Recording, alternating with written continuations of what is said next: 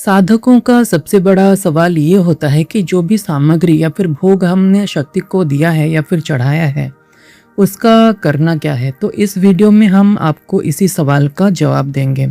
इससे पहले कि आप वीडियो में आगे बढ़ें, हमारे इस वीडियो को लाइक करें, सब्सक्राइब करें हमारे चैनल को। अगर आप पहली बार आए हैं तो सब्सक्राइब करें और बेल के आइकन को ज़रूर प्रेस करें ताकि आपको ऐसे ही ज्ञानवर्धक वीडियो आगे भी मिलता जाए।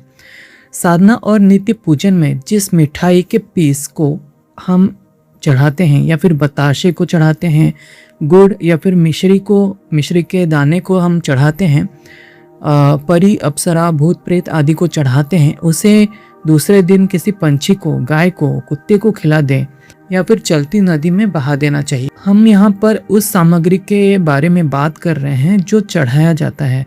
चढ़ाए हुए एक पीस को जो हम देवता को या फिर शक्ति को अपने हाथ से चढ़ाते हैं, वो खाया नहीं जाता। याद रखें कि अगर आप कोई देव साधना कर रहे हैं, जैसे कि हनुमान जी हो गए, काली माँ हो गए, भैरव जी, शिव जी, कृष्ण जी या फिर माता लक्ष्मी आदि के पूजन में जब हम काफ़ी अधिक यानी कि एक पीस से ज़्यादा मिठाई का भोग लगाते हैं, तो उस मिठाई को पूजा के बाद हम घर परिवार में बच्चों में प्रसाद के रूप में बांट सकते हैं या फिर स्वयं भी खा सकते हैं।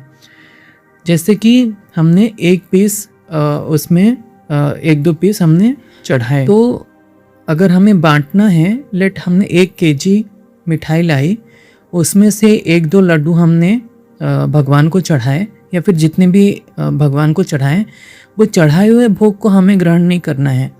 अगर हमें बांटना है तो फिर उस चढ़ाए हुए भोग में से थोड़ा सा लाकर हमें बांटने वाले भोग में मिलाना है, तो और उसके साथ तुलसी का पत्ता या फिर जो भी देवता हैं उनके रिलेटेड जो भी चीज़ें हैं उनको भोग में मिलाना है। कर्पूर हो गया या फिर तुलसी का पत्ता हो गया, बेलपत्र हो गया। जैसे कि शिव जी की पूजा कर रहे हैं तो शिव जी के बेल पत्ते को और उस प्रसाद को थोड़ा सा लाकर बांटने वाले भोग में मिलाना है और उसके बाद उसको सभी में प्रसाद के रूप में बांटना है। लेकिन जो भोग आपने देवता को चढ़ाया है वो अलग है। जो आपने देवता को चढ़ाया है उसको अपने देवता को चढ़ाना है, उसको आपको ग्रहण नहीं करना है। इस चीज़ को समझने के लिए हम भगवान शिव की पूजा का एक एग्जाम्पल ले रहे हैं। जैसे कि हम भगवान शिव को भांग, धतूरा, भस्म इत्यादि अर्पित करते हैं, बेलपत्र अर्पित करते हैं, दूध अर्पित करते हैं। तो क्या उस सभी चीज़ों को हम ग्रहण कर लेंगे? क्या हम भस्म को भी ग्रहण कर लेंगे अपने ऊपर, या फिर जो भांग धतूरा है उसको भी ग्रहण कर लेंगे भगवान शिव के प्रसाद के रूप में? नहीं करना है, ठीक है। अगर आपको प्रसाद को बांटना ही है तो फिर आप जो बांटने वाले प्रसाद में थोड़ा सा गंगा जल या फिर जो चढ़ाया हुआ चरणामृत है या फिर बेलपत्र है उसको मिलाकर लोगों में बांट सकते हैं, अपने परिवार में बांट सकते हैं, बच्चों को दे सकते हैं। जैसे कि भगवान विष्णु की पूजा में हमने एक प्लेट में भरकर खीर, पूरी, सब्ज़ी वगैरह भगवान को चढ़ाया या फिर मालपुआ चढ़ाया, लड्डू चढ़ाया, तो हमने मान लिया कि वो हमने भगवान को चढ़ा दिया है, तो उसको आपको ग्रहण नहीं करना है, उसको तो आपको पशु पक्षियों को दे देना है खाने के लिए। लेकिन अगर आपको बांटने के लिए आप चाहते हैं कि प्रसाद लोगों में बांटा जाए, तो फिर आपको ये करना है कि एक अलग जगह पे बांटने वाला प्रसाद रखना है और वो उस मेन प्रसाद से थोड़ा सा हिस्सा लाकर तुलसी दल के साथ उस बांटने वाले प्रसाद में मिलाकर लोगों के बीच में बांटना है। भूत प्रेत, यक्षिणी, जिन, परी आदि को चढ़ाए भोग को खाया नहीं जाता। अन्य पूजन सामग्री जैसे कि इत्र, कफाया, पुष्प, रोली, कलावा आदि सामग्री को किसी बहते पानी में डाल दें या फिर किसी अन्य स्थान पर डाल दें या फिर इकट्ठा करके 10-12 दिन में डाल सकते हैं, पानी में विसर्जित कर सकते हैं। जैसे कि आधा किलो बर्फ़ी आप लाते हैं तो उसमें से हमने देवता के निमित्त 1-2 पीस चढ़ाए हैं और बाकी पीस आपने सेफ रख लिए हैं। डेली आपको उसमें से चढ़ाना है। तो जो भी 2 पीस आपने चढ़ाए हैं वो मनुष्य को छोड़कर और कोई भी जीव को खाने में दे सकते हैं। जैसे कि गाय, बैल, कुत्ते, भैंस वगैरह जो भी जीव होते हैं उनको आप उस बची हुई मिठाई को दे सकते हैं जो आपने भोग में चढ़ाया है। और जो बची हुई मिठाई है उसे हम चाहे तो प्रसाद के रूप में लोगों में या फिर बच्चों में बांट सकते हैं, वो प्रसाद कहलाता है। बाकी के अन्य पूजन सामग्री को इकट्ठा करके जल में प्रवाहित कर सकते हैं, उसको विसर्जन कर सकते हैं। पूजा में जो जल चढ़ाया जाता है उसे किसी पौधे में डाल सकते हैं या फिर कहीं ज़मीन पर भी आप डाल सकते हैं, इसमें कोई दिक्कत नहीं होती है। साधना पूरी होने के बाद आसन, माला और जो भी सामग्री इस्तेमाल करने लायक होती है और बच गई होती हैं, वो सभी को आप अगले अनुष्ठान में काम में ले सकते हैं, इसमें कोई भी दिक्कत नहीं होती है।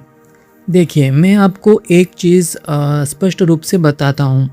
जैसे कि हमने कोई भी भोग किसी देवता को चढ़ाया है और हमने उसको थाली में रखा है, हमारी दृष्टि में देख रहे हैं कि हमने वो भोग जो है थाली में रखा हुआ है, तो हमारा नज़र में वो भोग को किसी ने ग्रहण नहीं किया है, क्योंकि वो तो इंटैक्ट, उसमें से किसी ने कुछ खाया नहीं है और हमारे आँखों के सामने ही वो ऐसे ही पड़ा हुआ है।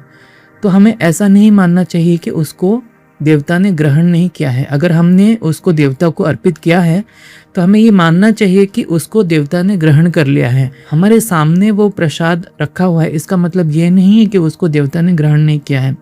इसीलिए उसको देवता ने ग्रहण कर लिया है ऐसा मानकर और आपने उसको देवता को अर्पित कर दिया है, दान कर दिया है या फिर चढ़ा दिया है, ऐसा मानकर उस भोग को आपको ग्रहण नहीं करना है।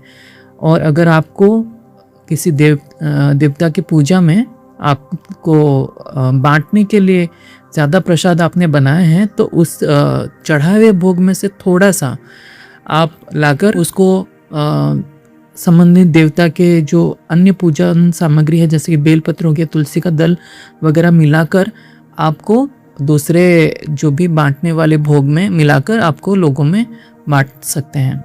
लेकिन जो चढ़ाया हुआ भोग है उसको आपको पशु पक्षी हो गए उनको डाल सकते हैं, जैसे कि मिश्री हो गया उसको आप चींटियों को डाल सकते हैं, और जो लड्डू हो गए, बर्फ़ी हो गए, उन सबको गाय को खिला सकते हैं, कुत्ते को खिला सकते हैं, बंदरों को केले वगैरह जो होते हैं, केले जैसे चीज़ें हैं वो बंदरों को दे सकते हैं। नारियल को आपको जल में प्रवाहित करना है। लेकिन कोई भी इतर योनि की साधना, जैसे कि भूत प्रेत यक्षिणी जिन परी, उनकी साधना में चढ़ाए हुए भोग को आपको ना ही खुद ग्रहण करना है ना ही किसी और को देना है, उसको ऐसे ही जल में समर्पित करना है या फिर किसी पशु पक्षी को दे देना है।